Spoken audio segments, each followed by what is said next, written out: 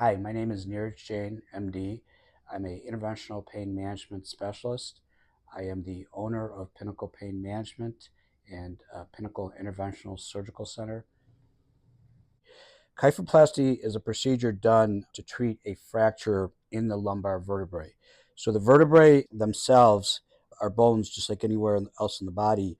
And as a result of trauma, loss of bone, such as an osteoporosis, these vertebrae can become fractured. This is a fairly painful thing when it happens. It's fairly acute in onset. The patient all of a sudden develops low back pain.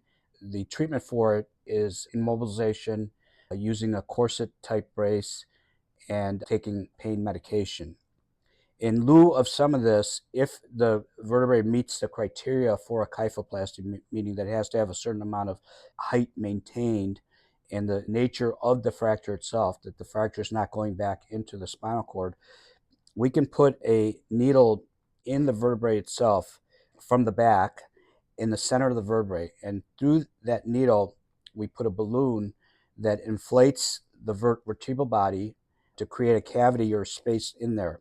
Once we've done that, then we inject a cement into there that actually heals the fracture and restores the height of the vertebral body.